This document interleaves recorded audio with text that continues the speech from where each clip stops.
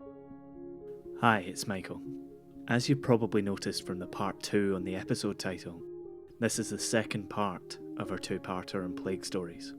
So if you've not listened to part 1 yet, stop, go back, listen to that, and then come back and see us.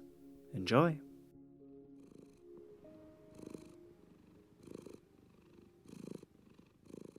Not enough stories begin with a cat, but this one does.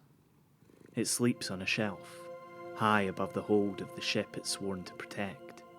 Cats, the most noble creatures, swear an oath of allegiance to protect humankind against the scourge of their... Listen, I'm sorry, I can't go on like that. Somebody was feeding the cat. That's why the cat was there. As it slept, its watch was disturbed by the sound of scuffling. The cat, having just eaten, was keen to get back to sleep and decided to let the scuffling slide. After all, there are only so many rats you can eat in an afternoon. Those rats took shelter in the hold of the ships that circumnavigated the globe, taking goods and people from port to port. Most ships carried not only delicious cargo that would be a feast for any beastie who fancied an easy life, but they also needed to carry supplies for their crews. The rats could gorge themselves on anything they liked, provided they kept out of the way of the feline patroller. When the ships pulled into port, their supplies were unloaded, which unsettled the stowaways and forced them out onto the dock. From there they would head anywhere they could to find food, often spreading out into the surrounding warehouses. One rat, carrying an infected flea, could bring the plague into the heart of a city and spark an epidemic which could wipe out a population. This rat had just arrived in a little port near Edinburgh. This rat and its fleas and the plague had just docked in Leith. From Be Quiet Media, this is Scotland, a show about history and where we made it. I'm Michael Park. Gilbert Skene was the established authority on the plague and wrote the first known medical text in 1570 titled In brief description of the pest wherein the causes, signs and some special preservation and cure thereof are contented. To Skene, the disease he knew as the pest was a corruption of the air, which in turn caused the body to become corrupted. He believed the Black Death was, as many would have at the time, a punishment from God who blew the contagion across the earth. He also believed that it spread through such varied things as stagnant water, filth, unburied carrion, the south wind blowing from pestiferous places, for anyone keeping score, that means England, the reek of coal, decayed plants, rotten fruit. All of these things combined in the air to form a pestilent miasma which carried the plague in its vapours. So how did Skene know if the plague was about to make an appearance? It seemed simple to him. Calm heat, especially humidity at the onset of summer, and all those factors which compromised the epidemic constitution. Heavenly augurs, eclipses, comets and falling stars. The weird behaviour of animals. Drought, famine and miscarriages. Pox and pustules. That last one is probably fair enough. The rest, well, watch out for comets, everybody. Skene also thought that there were places which were most susceptible to the disease. Places facing south, places near standing water and burial grounds, and places on the sea. He was onto something, although it's possible he hadn't worked out exactly why.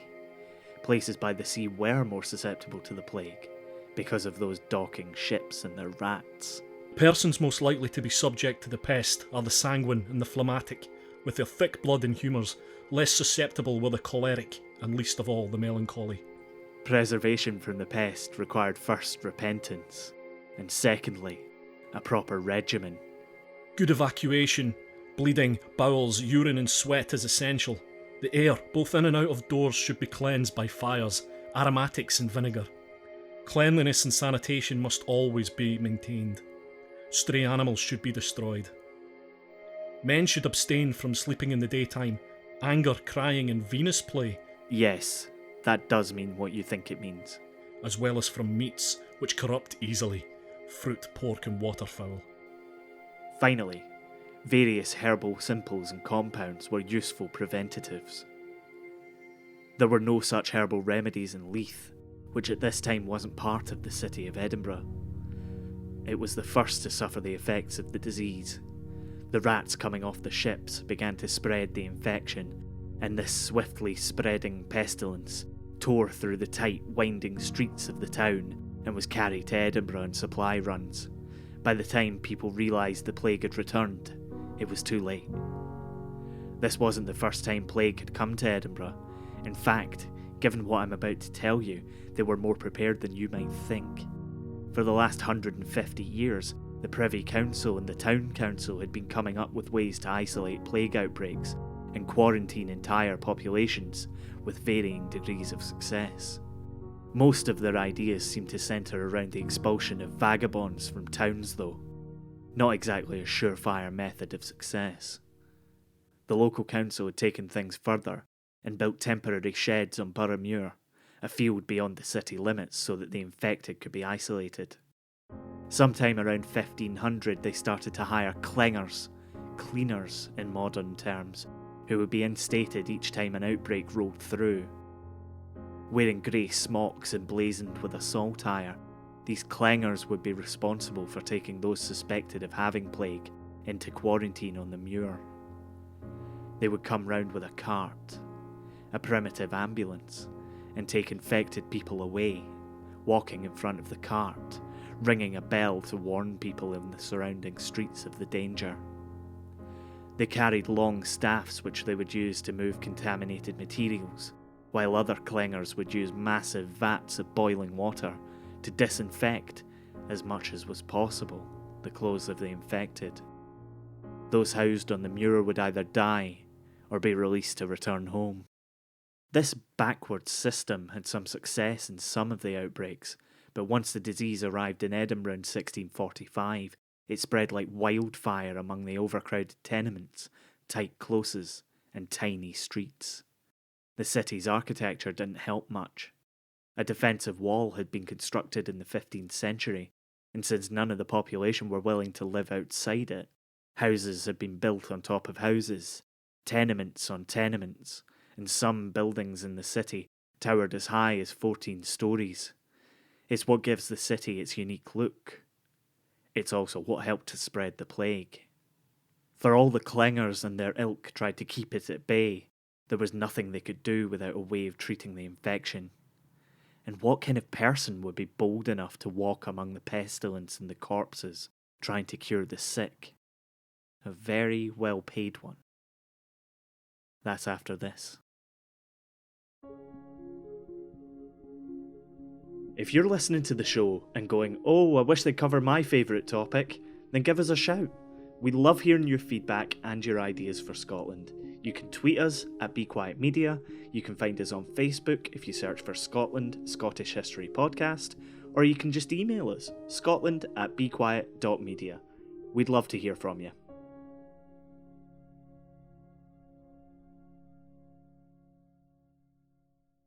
John Politius was a doctor, in the loosest possible sense. He was Edinburgh's first plague doctor, walking the streets attending to homes who had hung a white sheet from their window. The population of the city had swollen to 32,000, and it was the responsibility of just one person to administer aid to as many folk as possible. John Politius was a doctor, but he was developing quite the bad cough. He had gone into homes at great risk to himself in order to help anyone he could. In doing so, he caught pneumonic plague and died in agony in June 1645. After his death, the council tried desperately to find someone else to take on the role, but, unsurprisingly, no one was very keen. Most people knew, or thought they knew, that the pest was spread by miasma, foul-smelling particles in the air. The very act of breathing in the street, surrounded by the dead and the dying, could be enough to kill you too. Of course then, as now, money talks. Authorities in Glasgow at roughly the same time offered their plague doctor a wage of $10, an old Scots denomination, which is the equivalent of about 600 shillings at the time. That works out at roughly £3,000 in today's money, or if you're listening post-Brexit, 300 million. It was the equivalent of more than a year's wages for a skilled tradesman, and given that most plague doctors weren't qualified, it's a tidy sum. By mid-June of 1645, they'd found their replacement.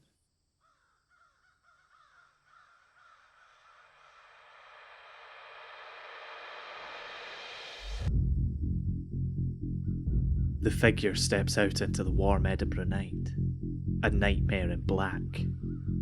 The street is silent, save for the occasional sickening moan from behind the closed doors of the tenements. The figure keeps its long staff raised above the ground to avoid the filth which clags and cakes on its boots. It pulls the brim of its wide black hat in greeting. People scuttle from the steps into the closes, unwilling to face the figure's dead-eyed judgment.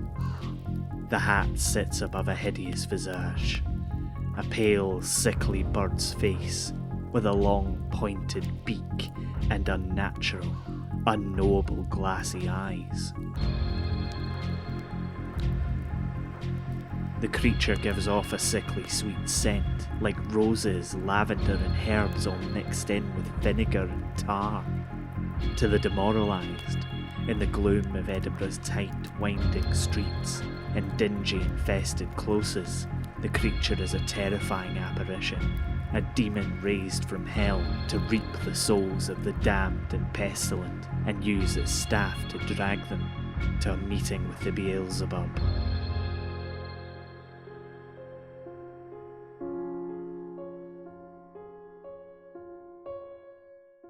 The Nightmare in Black was just a man named George Ray, who had taken the role of plague doctor on promise of a huge financial reward. The costume, designed to keep out the miasmas, was first created a quarter of a century earlier by Charles Delorme and put to use in Napoli before the idea spread across Europe, as cities did everything they could to stop the rampant spread of the disease. The terrifying get-up served a very practical purpose, and once citizens became used to seeing him, the Beak Doctor, as he was often called, was a welcome sight. His methods were primitive. The stick was used to examine patients at a distance and removed soiled bits of clothing or bedding from the boils. Where many of his contemporaries used leeches and, weirdly enough, frogs to rebalance the humours, Ray took a more pragmatic approach. He would slice open the pus-filled buboes on his patient's skin, draining the boil of its poison before cauterizing the wound with a white, hot poker. It was a no-nonsense method, and it's thought that this treatment may actually have saved lives. The mask worn by the doctor was the pinnacle of medical science at the time. According to Delorme, a nose half a foot long, shaped like a beak, filled with perfume with only 2 holes, one on each side near the nostrils, but that can suffice to breathe and to carry along with the air one breathes the impression of the drugs enclosed further along in the beak. Ray, who survived the plague outbreak in Edinburgh, would have believed that the mask saved him. In actual fact, although the potent herbs and spices he would have been breathing in every day would have spared him from the worst of the smell of death, decay and filth, the mask would have done very little to save him. It was the rest of the thick leather and waxed canvas outfit, which covered every piece of exposed flesh, that kept him safe. It stopped infected fleas latching on and biting him. The council of the city would have been apoplectic that their plague doctor came out the other side unscathed. They had promised him a king's ransom to do the work. They had expected him to die carrying it out. They never had any intention of paying him. He pursued his promised riches for years after the outbreak, but it's believed that he never received any payment for all the good work he did. He might not have got paid, but at least he survived. Very few other people in Edinburgh were that lucky. More just after this. Please make sure to subscribe and leave us a wee rating and review on your podcast app of choice. Not only does it stroke our delicate, fragile egos, it really helps other people find the show. And the more people who find the show, the more our delicate, fragile egos are stroked. You're all brilliant. Thank you so much for listening. Now back to the show.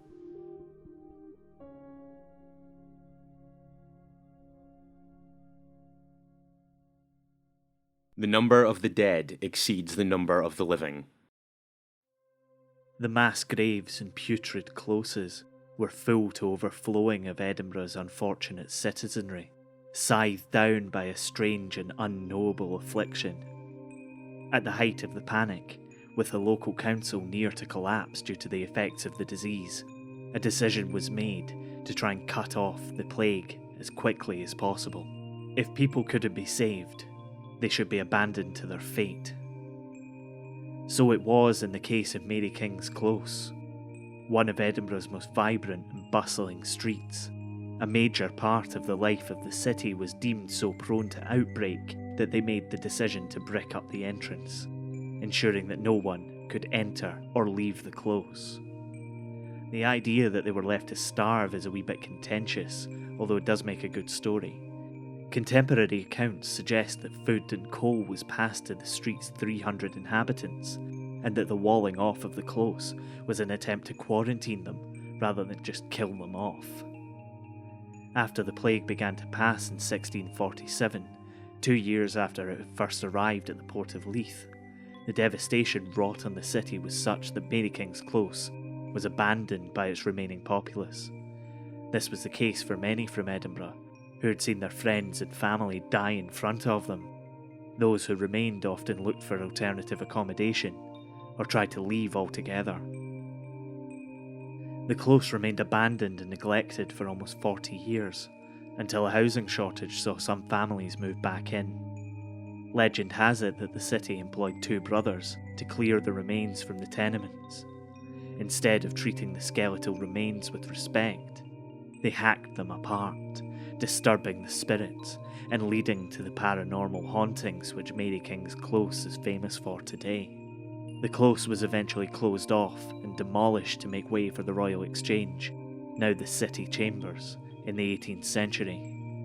The stories of its inhabitants would be lost to history, were it not for the tourist attraction which now inhabits the close.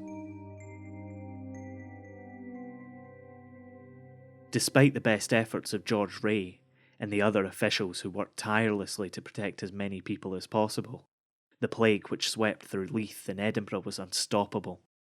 It's estimated that as much as half of Edinburgh's population was wiped out by the disease.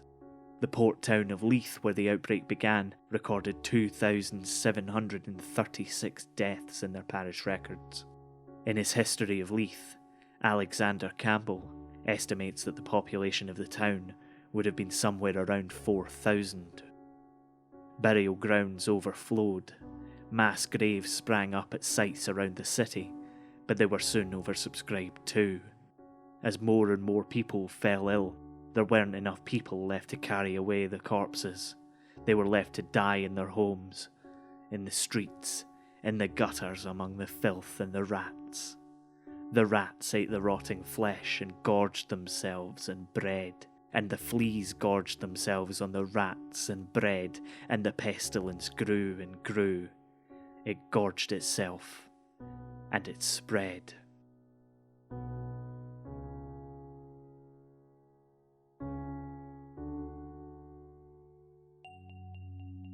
You've been listening to Scotland.